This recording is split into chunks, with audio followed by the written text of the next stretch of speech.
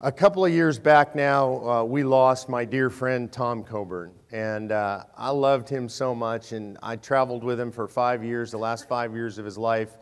He was a true warrior for liberty. He was a great Christian man. He was an incredible mentor to me, and it was a loss to the organization, and it was a great loss personally because he was such a close friend and mentor. And there was a spot that was just empty at Convention of States, and I remember looking around, I remember talking to Patty, and we had this conversation that that spot could just never be filled. Like, I couldn't even think of anybody that I would even talk to about stepping into that senior advisor role at that level with that kind of gravitas. And yet in my life that entire time was our next speaker, Rick Santorum. And Rick and I knew each other not politically, not professionally. We had a mutual friend by the name of Foster Freese, a huge philanthropist, and he used to like to take his friends hunting and fishing. And so I met Rick as a hunter and a fisherman. We would fish together up in Canada for salmon. We would hunt pheasant in South Dakota together. And so I knew about his family. I knew him as a friend and a good man, but I never thought of him as a politician or a person that I would know professionally. And then Rick worked for CNN. A lot of you saw him on CNN. A lot of people wondered, why would he work on CNN, a good conservative guy like that? I think it's fantastic. Point of the spear right in the heart of the beast. I loved it.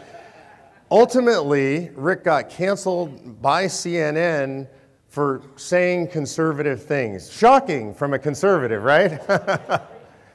For being true to who he was, even though he was at CNN. You see these so-called Republicans or conservatives on CNN or MSNBC or whatever. Generally, they're not really Republicans, not really conservatives. That's not Rick. And so Rick called me one day and said, I'm done at CNN. I'm not sure what I'm going to do. What do you think I should do? And all of a sudden I thought, well, oh my gosh, why didn't I think of it? How about Convention of States, right? He's a man with the stature, the gravitas, the history, the presidential runs, being a senator, all the stuff. America knows him and loves him. And so we talked about it, and he'll tell you a little bit about that process. And so he came to COS. The thing that I want you to know about Rick that's much more important than the presidential runs, than being a senator, than being a true blue conservative, which he is and has always been, is what a good man he is. You know, you see people on stage, you see people in politics, they achieve things and they achieve great things, and Rick has achieved great things. And you think, okay, so that's a great person, that's a person who has achieved greatness. What we often don't know is what's behind the greatness. And unfortunately, often what's behind the greatness is something that's not so great, right? Is that it's the ego, it's the hubris that comes with achieving these levels of success. The most important thing that I can tell you about Rick Santorum is he is one of the best men I've ever met. He is a great man who is also a good man, and it is my honor and pleasure to introduce you to my good friend, Rick Santorum.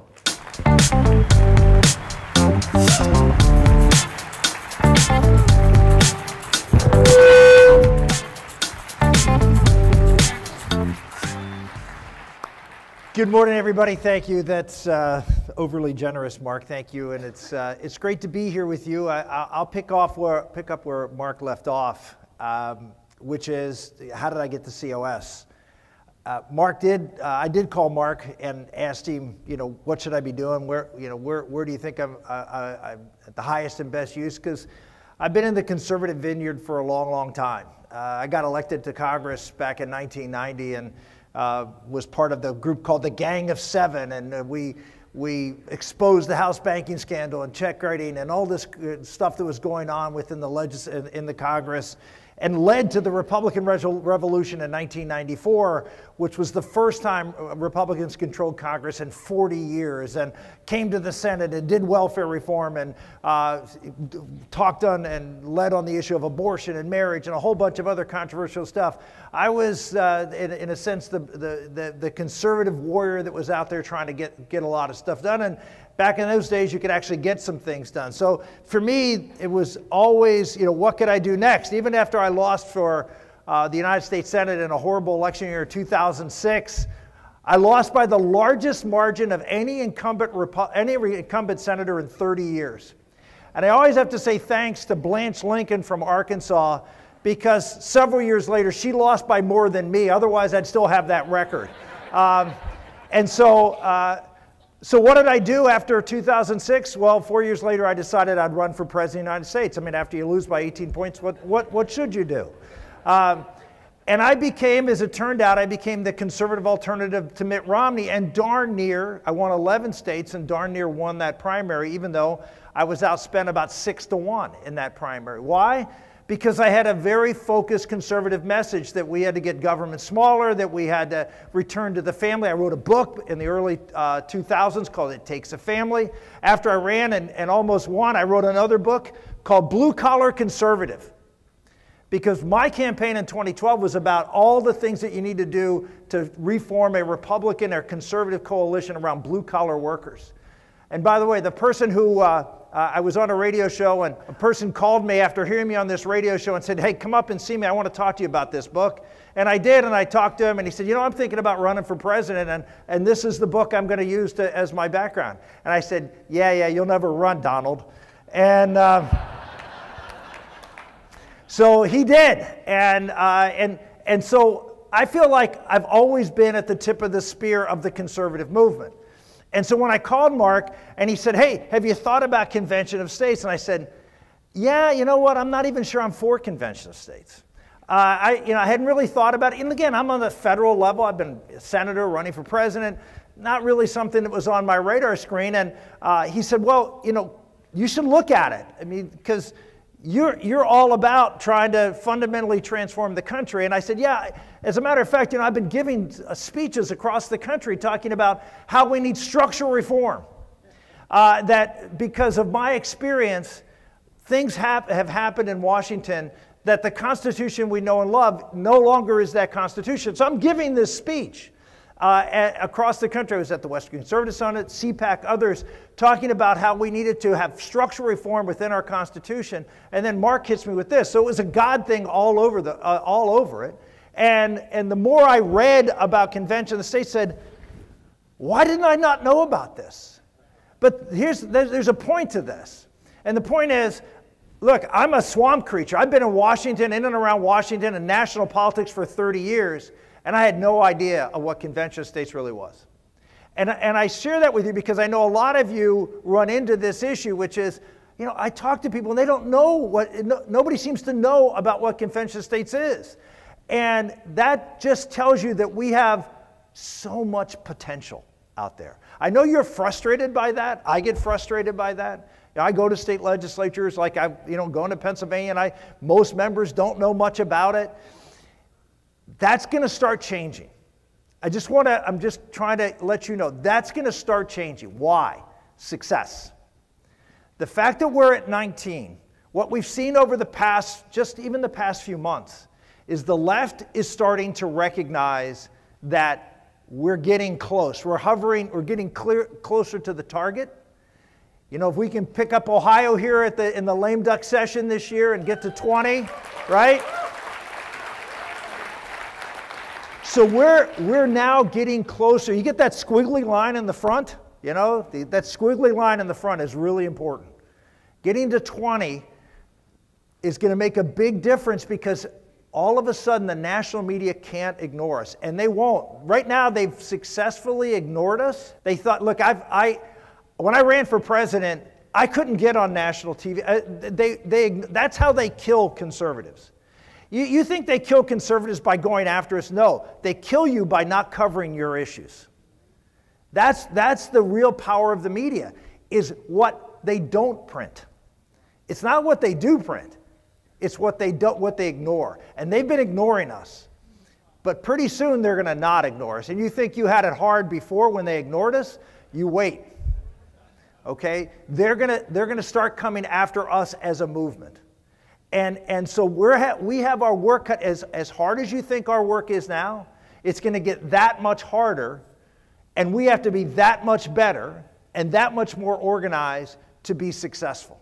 And so that's the first message I want to communicate to you, which is things are going to start to get harder, and we're going to have to start to get better at our communications and particularly in the states that we need to accomplish to get to 34.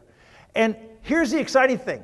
We're at 31 state legislatures right now. Everyone thinks, I talk to people in Washington and conservative groups, and I'm trying to work that group a little bit, and they say, well, it may be a good idea, but you have no chance of getting this done. And I said, well, you're right, the country's really divided. But you know what's really not divided is the states. The states actually, they know that you have a handful of big states that are blue states, that's how Democrats win elections and control things in the Congress. But the reality is that most states are not blue. And increasingly so, particularly thanks to Joe Biden, we have an opportunity not just to get where we are at 31. Now, don't ever applaud Joe Biden. And even if I'm being critical, don't applaud him. So we can get to, with Minnesota this year, to 32, or maybe another state like a Colorado or Washington or something like get to 33, and then next year we got elections in Virginia, and we can get to 34, and all of a sudden we'd be in a situation where all we have to do is get all the Republicans to vote yes, and we don't have a convention in 10 years or 100 years, as Mark said. We have a convention in a year or two. So this is, the reason the left is paying attention is because they see this as real. And now we have to start behaving like it's real. So a couple of things I want to talk to you about. Number one is working with legislators. Now, I'm someone who was a legislator. I was a senator for 12 years, a congressman for 4 years. And here's what I want to tell you. Legislators are people too. Okay? By the way, how many legislators do we have? If you're a legislator, stand up here. Anybody out there a legislator? I know we've at least got a couple. There's one. Tom. All right, we got 2. All right, 3. Okay. These are your heroes. Number one, they're here, right? And they're willing to lead. And so we need to make these folks your best friends. And that has to be in every state. I know most of you are conservative grassroots activists, which means, by and large, you distrust and hate the people in power. Am I wrong? Right? They're worthless, they're rhinos, whatever, you call them whatever you want. The problem is, you need them. Okay? And the reality is, I don't know too many. I cut my teeth when I was a kid in the state legislature. I was a staff person there. I don't know any state legislator who goes there to become rich, famous, and powerful. That's not where you become rich, and that's not where you become really powerful. You go to Washington for that these days. Most legislatures are there just trying to do what's best for their community and their state. Now, not all of them, but the vast majority. And they're part-time, and they have jobs, and they have other things going on, and they just want to do the best they can and keep it simple. What they really need, what you really want, if you want to be effective as a leader of conservative states, convention of states, you need to befriend these legislators.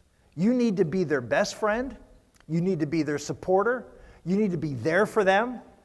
If you have someone who's a supporter of COS and they don't know you and you're in your community, that's your fault, not theirs. You need to make these people know that you are on their side, you support them, and you are there for them when they need you, not when you need them. It's like any friendship. What kind of friend is just there when they're doing things for you? That's not what friendship is. And believe it or not, these legislators respond to human interaction. Right? And so I know that there's this attitude that this is the enemy, that they're the enemy because they did this wrong or they did that wrong. Well, yes, they probably did. They probably had some bad votes, but you don't care about those votes. I know you do. But when you're here and you're wearing the COS badge, you care about one vote. That's the most important thing that you have to remember. Because I know you're all activists and you're concerned about lots of different votes. You're concerned about election reform. You're concerned about pro-life. You're concerned about all these things. All good things. You need to be. But there's nothing more important than you're doing, and that's why you're here, than getting this resolution passed in your state. Because this is a moment in time when our country is at stake, And the only thing we can do to save the division that's happening in this country is federalism, and the only hope for that is Convention of States.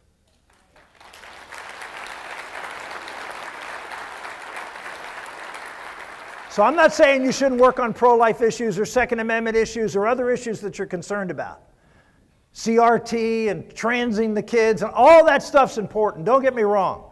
And you may have legislators that, you know, are wrong on those issues. But when you go up there wearing the COS badge, the person that is in our corner needs to have your full support, period. I know that's hard sometimes, but it's really important. If we're going to get this done, we have to build relationships. If your state legislator doesn't know you, if the leader of your effort, let me ask you a question. Those who are in states that haven't passed this bill yet, how many of you, I'm not going to ask for hands because it's not important.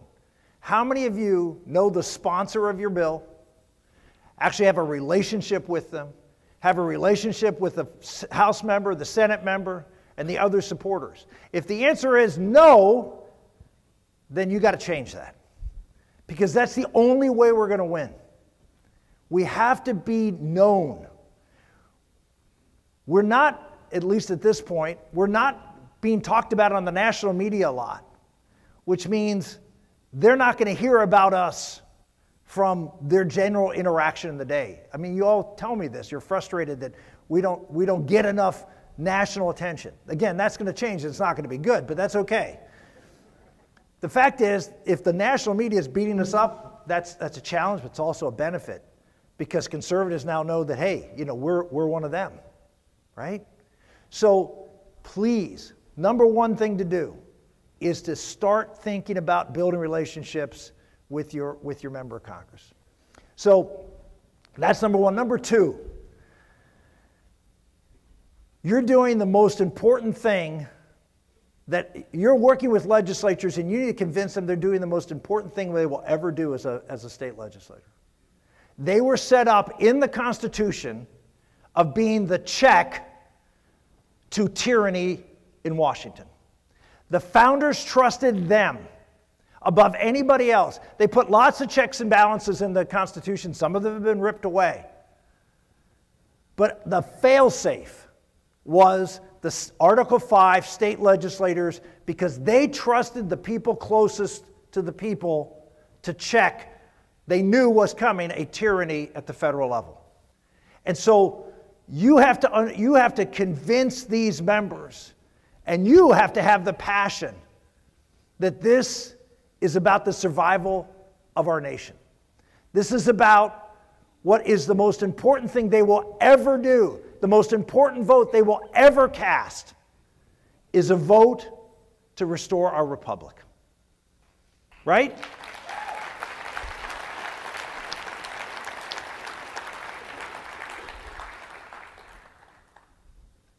People ask me all the time, why are you involved in this? Why are you doing this? I've told you, I think it's the next conservative thing to do. But the reason at my age, and after having been involved in 30 years, that I'm still doing this is one word: guilt. In my time on the national scene, this country has gone to hell in a handbasket. I mean, you think about where we were 40 years ago when Ronald Reagan was president. And think of what the culture looks like now, what the debt and the size of the federal government looks like now. And as I look around this room, I see mostly folks who have the same color hair I have. And that means all of us had this happen on our watch. You know, many of you have parents who were part of the greatest generation. What made them the greatest generation? Were they really better than us? Well, maybe they were. But here's what made them the greatest generation. They had an existential challenge to the future of Western civilization, and they rose to the occasion and met it and won.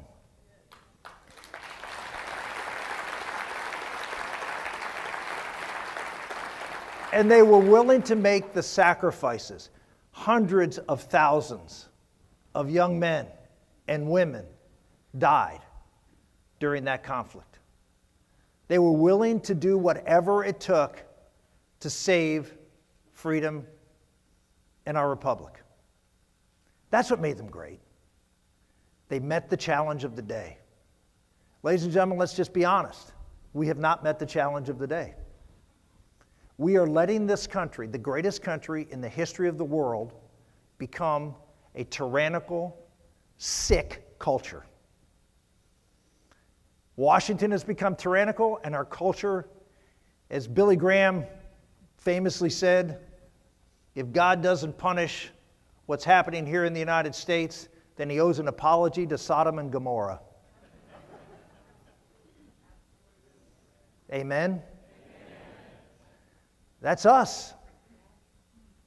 We let this happen under law. You can say, well, no, Senator, I did this, and I tried this, and I worked hard on this. You know what? I'm someone that doesn't give good marks for participation trophies. I'm not interested in how hard you tried. I'm interested in what we accomplish. And let's be honest, we've failed America. I don't know about you. I don't want to be the generation that history looks back on and says, these people lost the greatest experiment in freedom and democracy in the history of the world. We did. No, don't applaud that. Don't applaud that. We need to own that. We need to own the fact that it was on our watch that our country began to fail, is on a path to destruction. And the question is, can we take this generation that has failed America and become the greatest generation that saved America? And I believe in my heart and soul that at the core of that is this movement. And here's the real challenge to you. I know a lot of you come up and talk to me about, all these people aren't even aware of what's going on. They don't even realize what COS is and how bad things are. Here's the issue. You do. You know how bad it is. You know what's in store for America. And that's a burden that you now have been given by God to carry. And that means, and I always say this is one of my favorite lines in the Bible, too much is given, much is expected. Too more is given, more is required. There's no generation in the history of the world that's been given more than ours. We have things like this that 20 years ago was a supercomputer. And there was one of in the world. Now we carry them around in our pockets. We have money, we have food, we have technology, we have every creature comfort. When those lines are written in the Bible, rich people would be considered the poorest of the poor in America today. We are the wealthiest. We have been given the most, which means we have the highest burden to deliver. You are here at this event, and you are involved in this movement because you have been chosen. Yes, you can say, well, I signed up. No, I don't believe anything is I signed up. The Lord motivated you to do what you're doing and called you to be here. And the question is, are you going to do whatever it takes? The left wins because they are willing to do whatever it takes to win. Now, we won't do whatever it takes because we're only going to do good things to whatever it takes, not corrupt things. But the question is, are you willing to make the sacrifice? And here's what I will tell you. From my experience in working lots of issues over a long time, if you are faithful, God will be faithful.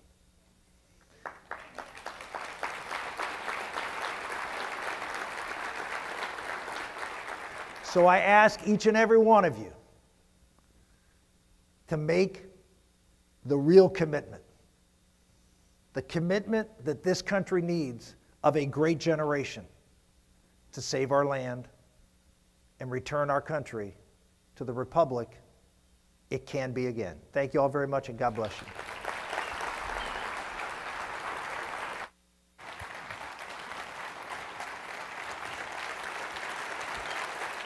All right, you're going to sit on that side.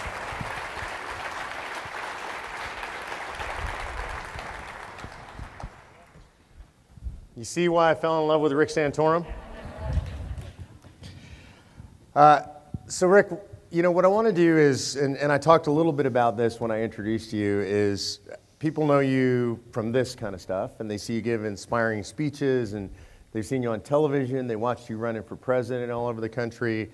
This morning, it was so interesting to me because I was sitting backstage going through run of show and getting ready, and Jackson, who heads our intern program, came back and he said, man, Rick Santorum's just out there walking around hanging out with people, like just, and I said, well, that's the real Rick. Like, that's what he loves to do. He's just one of us. And I think that makes you unusual as a national political figure, right? Because you see all these national political figures and they get all the fame and they're surrounded by staff and they start to be separated from the people. So that never, for whatever reason, that never went to your head. So I want to dig in a little bit.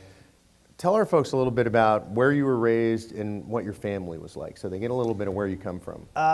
My father was an immigrant to this country. He was came over from Italy when he was a boy. My grandfather came from northern Italy. He was anti-fascist. Mussolini came into power, so he left, ended up in Johnstown, Pennsylvania as a coal miner. He mined coal for 50 years until he was almost 70 years of age. Grew up in a company town, so, you know, 2-room house with a dirt floor. So that more than anybody else, my mom's family was an immigrant family too. They one generation away. My grandfather was the first born in this country, also from Italy. And so it was and my parents met after the war. My dad was in World War II, and they met after the war, both working for the Veterans Administration. So I actually spent the first 18 years of my life in public housing, if you will, but I lived on the grounds of a Veterans Administration.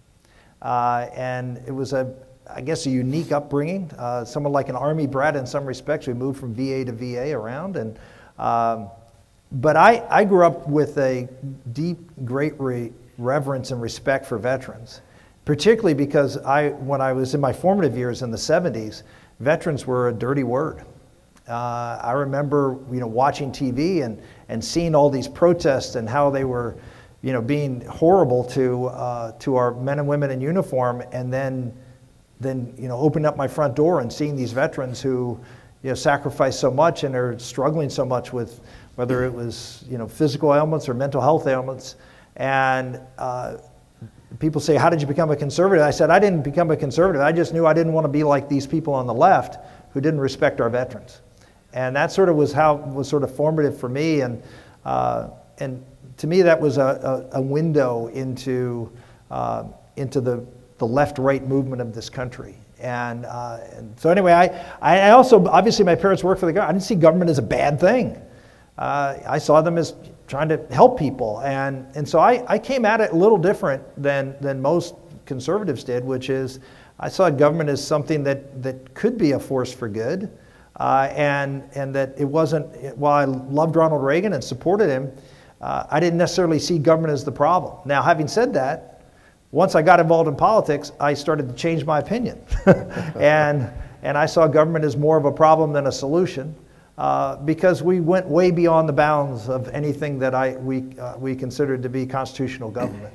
But that's how I sort of got into it, and felt that I was being called into somehow serving the country. Did you grow up in a big family? I had a brother and a sister. My mom and dad, because of the war, got married later in life. They were in their 30s, which was old to get married back in the 1950s. My mother was darn near 40 years old when I was born, which was ancient back then. And so it was we were a small family. Like I said, we were not political. I don't think my father ever voted when I was a kid, and he felt it was, you know, he didn't want to be involved in politics. And And my mom, I think she voted, but I don't really know what party she was. So it was sort of a strange atmosphere, but it was one that allowed me to make some decisions, and I'm happy I made them. So you have in a way, a famous public family. I mean, you've been a guy that stood for the family for so long, and so that's kind of brought a little bit your family into the public eye. Tell us a little bit about your family. So Karen and I were married 2 weeks after the primary in 1990 when I was running for Congress for the first time. We got pregnant 3 months later, got elected a month after that, and then started serving in Congress. So it was a big deal. My life has always been, and married life has always been in public life, and we tried to balance the public life and the family. And we did so primarily through just putting the family first and making sure that everything was as good as it possibly could be to weather the storms that were coming. And so we homeschooled our kids. We believed, this was back in the 90s when very, very few people homeschooled, and it was considered really weird. And it was an election issue. I mean, I was criticized for homeschooling my kids. But it's the greatest thing we ever did. Recommend it to everybody. I mean, everybody.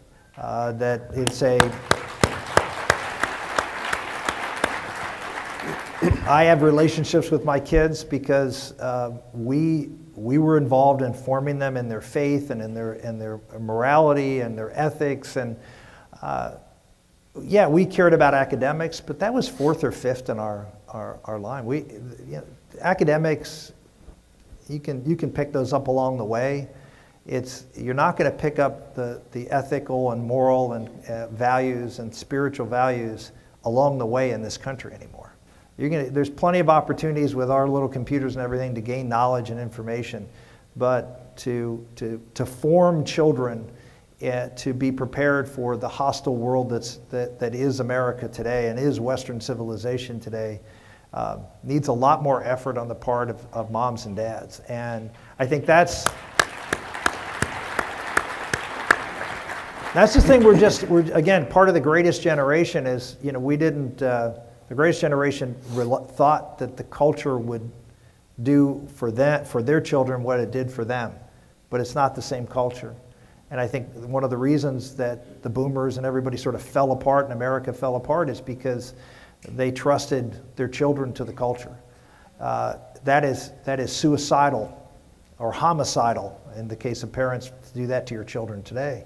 And so it's harder to be a parent today. It's a lot more work, but there's nothing, and you know this, but there's no more important thing you can do than protecting the souls of your children. I always tell people that we had 8 children, and I didn't get married till I was 32. We had our last child when I was 50, and my wife was 48. So go there, and so it was one of those things. We were just open.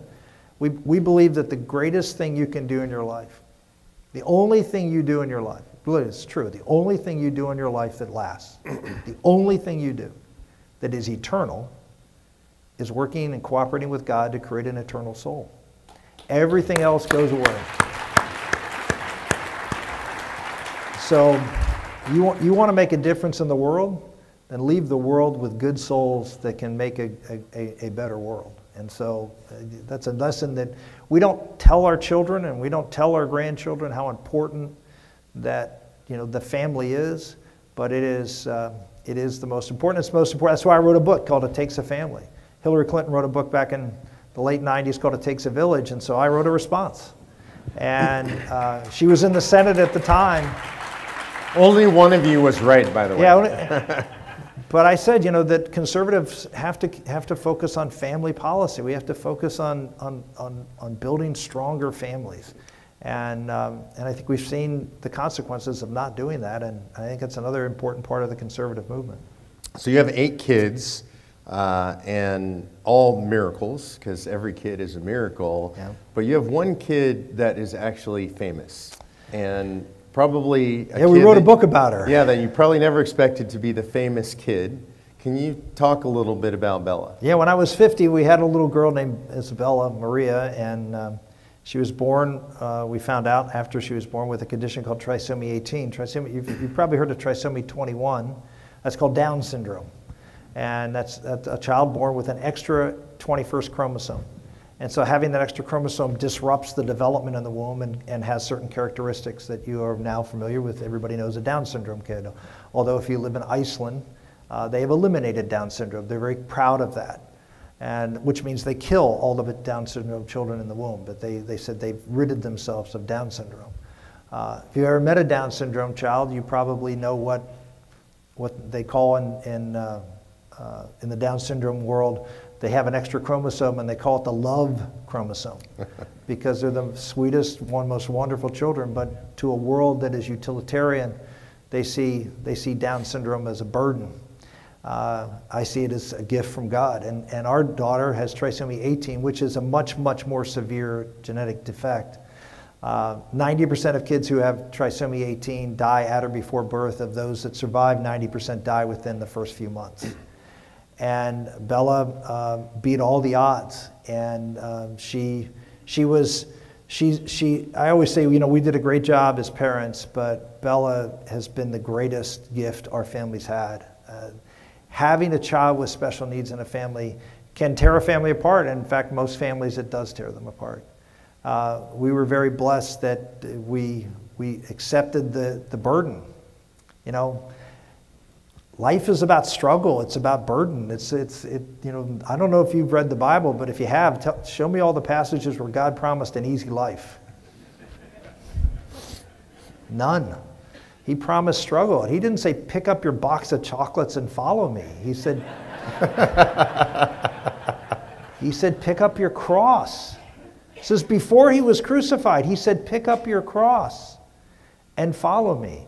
And so we were blessed because, you know, we're strong believers. We were blessed in thinking that, you know, every child's a blessing. So we accepted Bella. It was hard. I mean, she can't walk, she can't talk, she can't, you know, she gets fed by a G-tube, doesn't anything.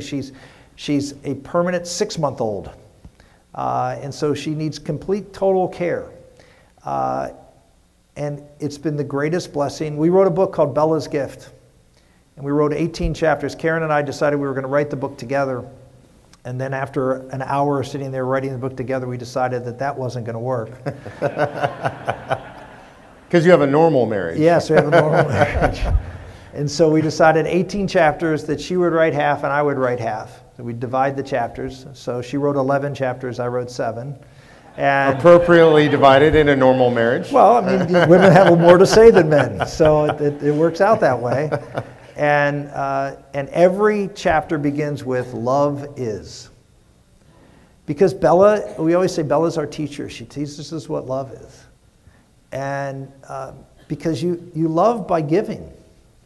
You know, that's how you love. That's how. And by the way, that's the key to happiness. That's what we found. And so we wrote this book, and I'll give you one example. I mean, so many profound things that happened with Bella, but one was standing over her bed and just seeing her and realizing that, you know, she'd never be able to make me a coffee or be able to do anything for me.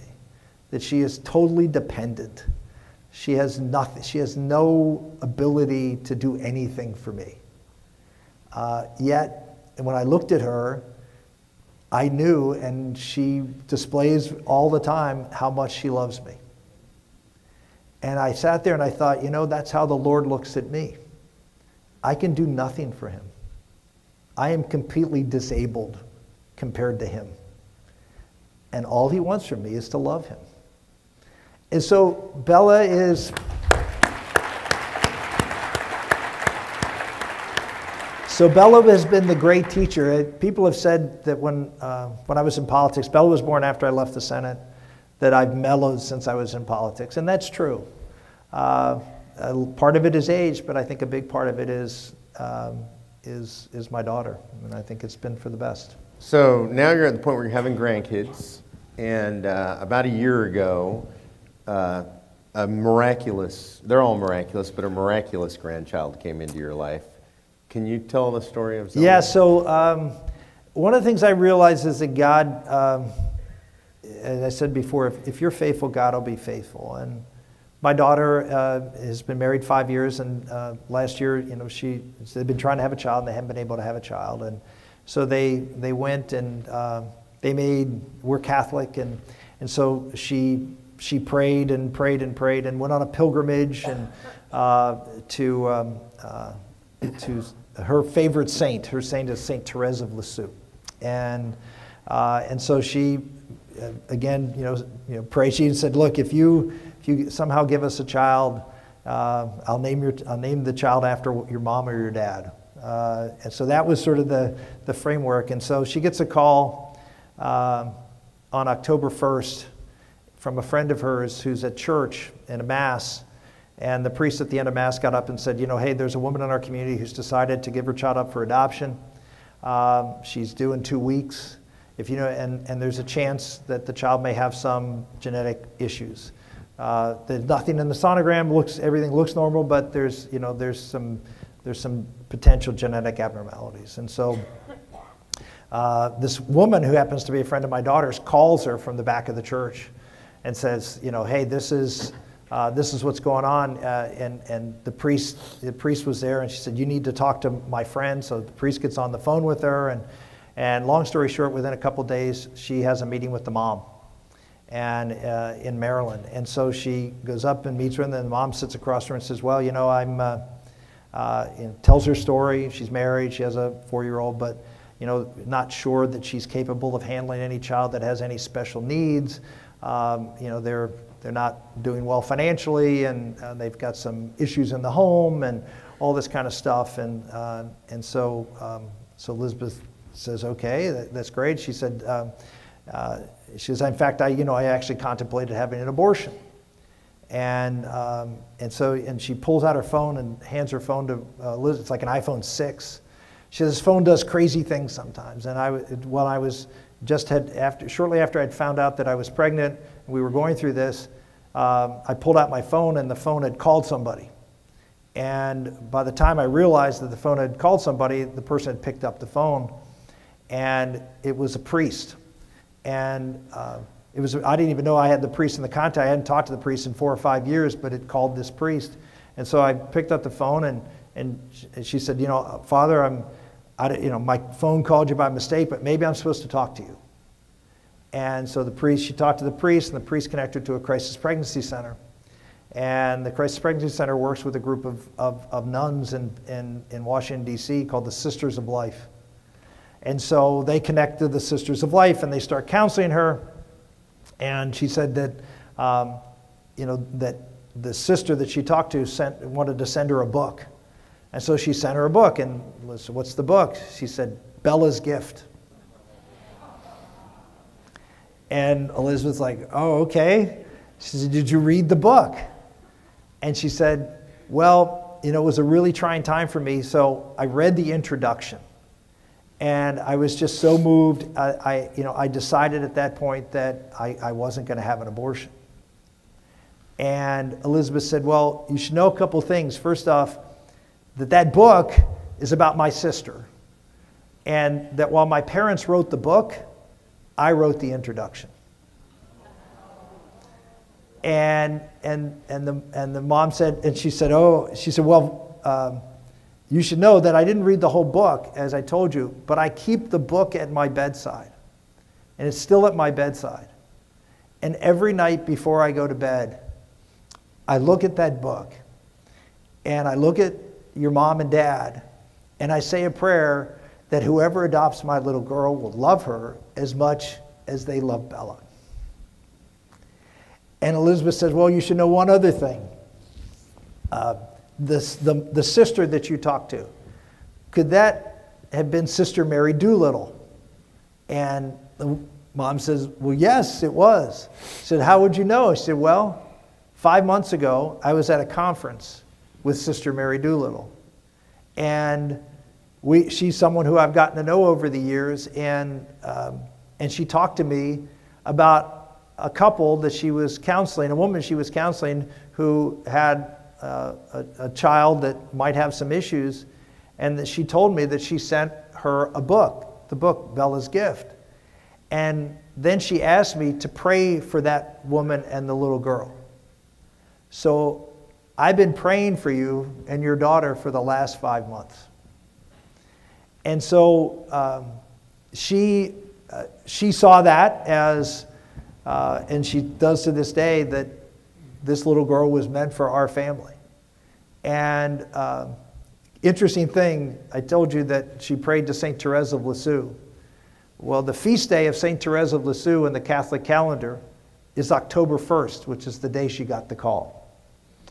And so we are very, very blessed. And I always tell this story that I told this story to a friend of mine, and his immediate response was, "I just bought a white pickup truck."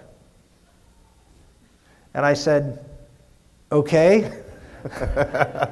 He said, "You know what I found out?" I said, "No, what did you find out?" He said, "Everywhere I go, I see white pickup trucks. Did you realize how many white pickup trucks there are out there in America? When you drive around, there are white pickup trucks everywhere." And I said, "Okay." He said, "It's like God. Until you experience God, you don't realize He's everywhere." And so,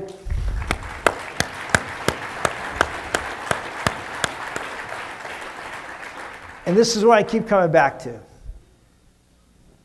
Zelly was a little girl like our Bella who had some disabilities. She was a little girl that was going to be aborted. I spent 30 years of my life working on the disabled and to save children from abortion. And God just said, "Thank you." God will be faithful. If there's any message I can leave to you as you take on what seems to be an impossible challenge to save the nation that He loved the most, if you are faithful, so will He be. God bless you. Rick Santorum.